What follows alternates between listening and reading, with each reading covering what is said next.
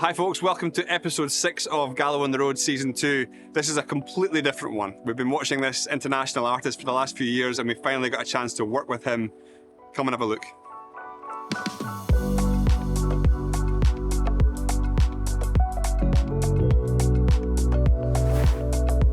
Craig, thanks for having us. Well, thanks for coming in. This is exciting. So I look back and we first reached out to you 2.5 years ago, yep. during lockdown.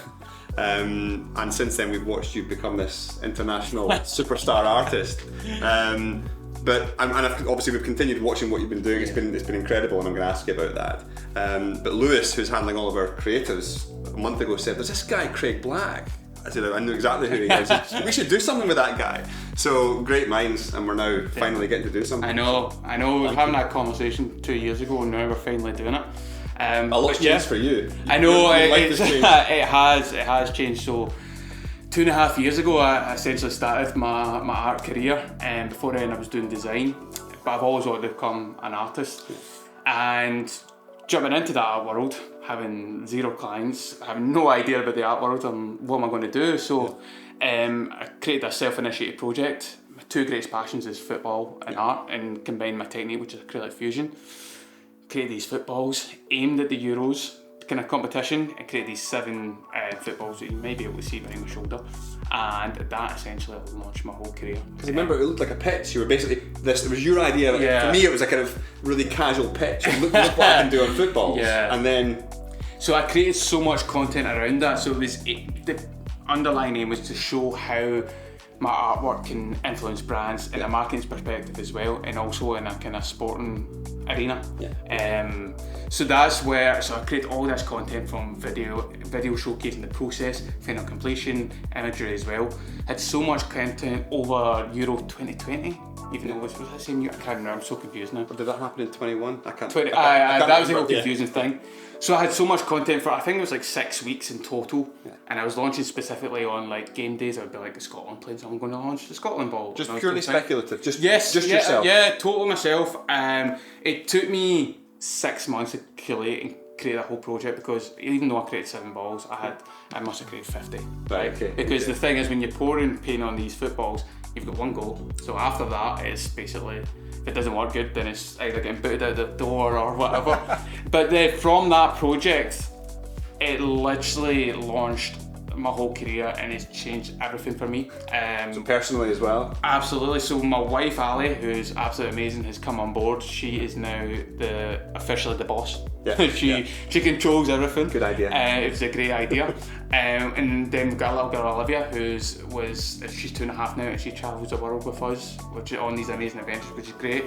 So we've created a lifestyle, and that is the main thing, is to be able to do that, and then working with some of the best and the most amazing brands, and which is incredible, and especially a guy from Scotland to be able to do that, because this has always been my dream to do these kind of things. So it's been an amazing journey so far. For me, we were both doing a very similar thing at the same time. We were both growing brands pretty much on LinkedIn, and because you get this immediate feedback. Totally. So you've managed to grow this artistic brand primarily on LinkedIn rather than Instagram. That's correct. Brilliant. It is. I remember years ago, every creative was vying for attention on Instagram. I was part of that, and I'm hands up. But I felt like, if I want to work with these brands, like, how can I get a more direct approach with them? So I was introduced to LinkedIn, and I was like, here's the creative director of X brand. I was like, why don't I just go over there? I could just contact him. I just send them a message and go, hello there, I'm Craig, love what you're doing, blah blah blah. And I did that about 5-6 years ago, and I invested so much time in doing that and building relationships, because it was genuine, because I loved the work they were doing. And it wasn't like I was just told, this is what I do. It was just building those connections, and because of that, my kind of content was more geared for LinkedIn, so I was generating more interest and connections, and then from that, it's just exploded. And I would literally say like 90% of my work comes from LinkedIn, and it's more in a sense of like, oh, you heard this guy from LinkedIn, he's over there. I've had people in conversations in pubs and stuff going like, oh, you're the guy from LinkedIn. I'm like, that's a bit nuts, but it's happened. And then it was either like recommendations and stuff like that. So that's where it generally kind of came from, and I highly recommend it to any creative, because everyone always thinks it's like suits. right? Yes. And I think people need to kind of disregard that and actually see that creative space is so much welcomed over there. Yeah. And I found it was a huge way of how creativity can influence also brands and even art galleries as well, because I've had the art worlds connect through LinkedIn as well. So it's been a game changer for me. From also on that note, it was the speculative stuff. So that in the I think in any industry, people have this idea that we can't do our work for free. Yeah. We need to be paid for this. This is, but actually, if you come in, you've obviously got a major business head on. If you come in a little bit more speculative to begin with, and we'll get some projects on board, then the money rolls in. Absolutely. And that's I think that's what stops so many people from getting to where they want to go. Absolutely. So I'm a big believer in self-initiated work. So, but everything has a strategy behind it. So if I was to create a football, my aim is to try and potentially work with a football brand or a sport brand along those lines. And it's about everything that I do, and I still do to this day. I've got several self-initiated projects coming out, but it's got an underlying tone to try and work in that area and field, because it's hard for some brands can't see exactly how a creative fusion can apply to X brand or whatever, and how so you kind of need to show them in a way, and that's what I'm purposely trying to do. And kid you not, every self-initiated project I've done has led to commercial work. It's paid off in tenfold. So that applies to photographers, to social media experts, to any kind of totally beyond the creative sphere. Yeah, like I think there's always that space to find creativity and finding your feet and trying new things, and that's the same with self-initiated work. But it's like every time I do something, I'm doing it for the first time. Yes. Because that's I built this technique. I'm so comfortable with it now, and it looks simple and easy to most folk. Yes. And when I do it and I get someone else to try and do it, they can't do it and execute it the same way. But when I'm in that position, which we'll see today when I start to create these beautiful speakers, is I've only got one shot.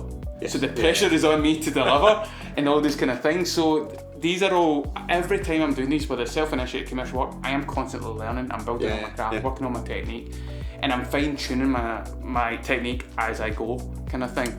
But it's all part of the experience as well. And you're building this picture around the business, around your name, your brand as well. For me, it was also your responsiveness on LinkedIn. And it's something I latched onto very early with Gallo. It's like, if people comment, we should at least acknowledge that comment. And also that helps the algorithms. Absolutely. So I would comment on something you were doing, and you or your wife was straight onto a reply, and that works twofold, because it gives everyone a nice feel-good feeling. But then the algorithms start working in the background, and you're totally right. Like it comes from a genuine appreciation. Like I'm every single person who likes and comments or reaches out to me, like I'm over the moon. I'm delighted, because it means the world to me. Because what I'm doing is a business, but also is very personal. And I'm putting my personality out to the world, and for people to react in such a positive way, it means the world to me. So I do genuinely think about that and think and appreciate it. And the flip side of that is it does help with algorithms and stuff like that. But like even the connections that I've made, even the project I work on, they could have started like 2 years ago. And then because we built that relationship and the genuine appreciation leads to this moment, so it becomes natural, and then it becomes like a much rewarding process kind of thing. So that's a big thing that we believe in, and generally like when you meet these people, like a big thing for me is like when we're speaking online and when I meet you in real life, it's exactly the same. And there's that genuine appreciation. Whereas I'm sure we've met it before. You spoke to someone online, they meet you in real life. Different picture. Do you know what I mean? But ChatGPT makes it worse as well. Exactly. Whole other alter ego. Exactly. So highlights. So since we started speaking back in January 2021, what's happened? Give us some of the highlights. I would say the biggest thing was probably the FIFA World Cup in Qatar. To give you a backstory, so I explained the self-initiated story, right? That football project led to me working with UEFA, which was great. Premier League as well, but then it reached to get out to FIFA in the World Cup. So we found out about this, I think it was like 9 weeks before the World Cup was kicking off. So it was not a lot of time to prepare, but I went for it. Exactly. So I got out to Qatar, and the most amazing thing about this was I was doing a live art performance in front of each team, but in front of all the players, coaches and staff. So I was doing like the Netherlands ball in front of the Dutch players and stuff like that. It was just insane, and obviously I done all the ones. Unfortunately, didn't get to meet Messi in Argentina. It was like you're early. I know. So that was a dream come true. That was unbelievable. Like I always dreamed about playing at the World Cup as a footballer, but I wasn't good enough.